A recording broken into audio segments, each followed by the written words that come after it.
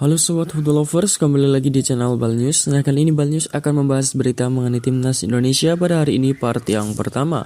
Namun sebelum kita masuk ke videonya, jika kalian yang belum subscribe channel ini, bisa langsung di subscribe dan nyalakan loncengnya agar kalian tidak ketinggalan video terbaru dari kami. Baiklah, langsung saja kita masuk ke berita pertama. Sintayong terbius lihat aksi Spaso, fisik dan mentalnya berubah. Pelatih timnas Indonesia Sintayong mengaku terbius dengan perkembangan penyerang timnya, yaitu Ilija Spasojevic. Pelatih asal Korea Selatan itu mengharapkan Spaso bisa tampil apik pada ajang bergengsi di Asia Tenggara itu. Sebelumnya Spaso menyatakan bertekad memberikan kontribusi maksimal untuk timnas Indonesia pada Piala AFF.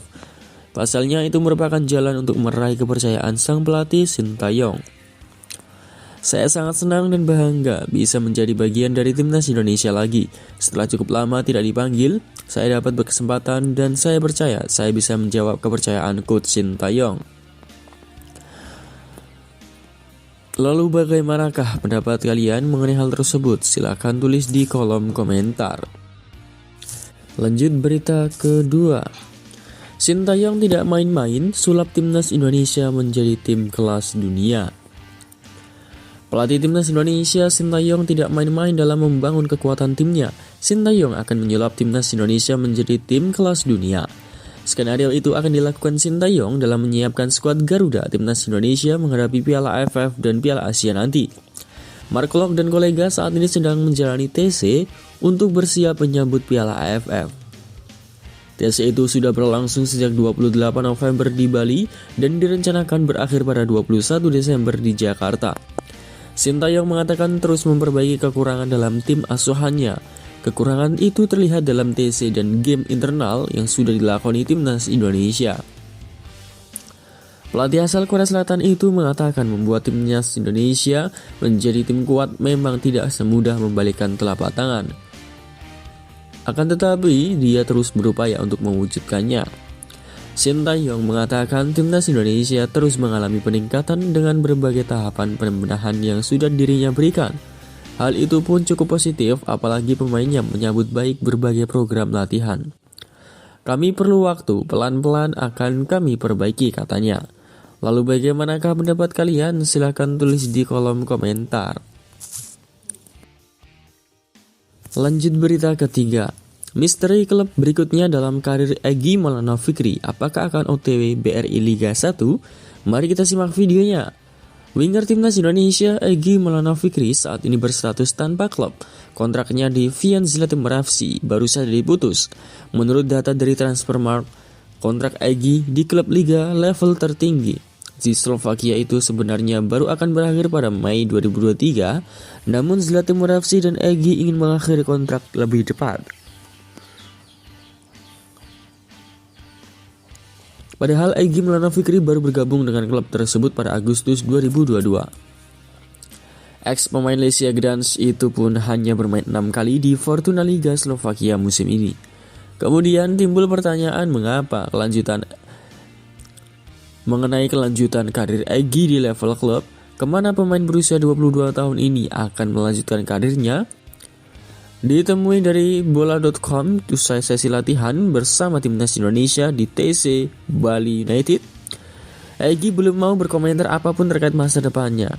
Nanti ya, ini dulu timnas Indonesia, terangnya. Egy Maulana Fikri memang dipanggil oleh Sintayong untuk memperkuat timnas Indonesia senior. Skuad Garuda akan berlaga di Piala AFF 2022. Namun, Egy belum pasti masuk ke skuad final timnas Indonesia. Sintayong baru akan mengumumkan 23 nama yang akan dibawa ke Piala AFF pada hari Minggu 18 Desember 2022. Lalu apakah Egy akan mencoba BRI Liga 1? Egy memiliki karir yang menarik di level senior. Pemain kelahiran Medan, Sumatera Utara itu belum pernah bermain di Liga Indonesia, tepatnya BRI Liga 1. Lesia Gdańsk dari Polandia adalah klub profesional pertama Egy. Ia kemudian melanjutkan karir di FK Senica dan Zlatimir FC. Belum lama ini beberapa klub BRI Liga 1 sempat disebut-sebut tertarik memulangkan Egy, sebut saja Dewa United dan Persib Bandung. Selain kembali ke tanah air, Egy juga sebenarnya bisa tetap berkarir di luar negeri, misalnya mencoba peruntungan di Asia Timur. Lalu bagaimanakah pendapat kalian? Silahkan tulis di kolom komentar. Lanjut berita keempat, Rafael Struijk lengkapi dokumen naturalisasi serta jalani tes medis. Calon pemain naturalisasi untuk timnas Indonesia U20, Rafael Struijk telah tiba di tanah air untuk melengkapi dokumen dan siap menjalani tim medis. Rafael Struijk telah tiba di Jakarta pada hari Kamis 15 Desember kemarin malam. Kedatangan Rafael ini memenuhi panggilan dari PSSI untuk mengurus kelengkapan dokumen untuk naturalisasi. Sebagaimana diketahui, pemain keturunan Belanda Indonesia sebelumnya telah ikut dalam pemusatan latihan timnas U20 Indonesia di Eropa. Rafael ikut TC timnas Indonesia ini karena Sintayong ingin melihat lebih dulu kemampuan pemain tersebut. Sebab kedatangannya saat itu disebut sebagai pemain trial. Dengan status tersebut, Rafael pun mampu unjuk diri selama mengikuti TC yang tepatnya berlangsung di Spanyol. Rafael mampu menunjukkan penampilan terbaiknya saat Indonesia menjalani laga persahabatan melawan Slovakia. Dalam laga Costa Calida Region de Murcia Football Week di Pinatar Arena Spanyol, itu Rafael mencetak gol debutnya bersama timnas Indonesia. Rafael mencetak gol tepat pada menit ke-28, itu menjadi satu-satunya gol timnas Indonesia. Sebab Indonesia kalah 1-2 dari Slovakia dalam laga tersebut. Setelah untuk gigi, dalam trial tersebut pelatih timnas Indonesia pun akhirnya kepincut. Sintayong akhirnya merekomendasikan Rafael untuk diproses naturalisasi bersama dua pemain lainnya, yaitu Justin Hubner dan Ivar Jenner.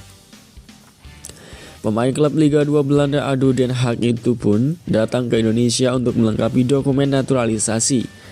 Pemain berusia 19 tahun ini bakal menjalani proses naturalisasi seperti dua pemain keturunan sebelumnya. Selain melengkapi dokumen, tentu saja akan ada tes medis juga. Dengan kedatangan Rafael ini, tentu saja saat ini terdapat 3 pemain yang bakal diproses naturalisasinya. Lalu bagaimanakah pendapat kalian? Silahkan tulis di kolom komentar.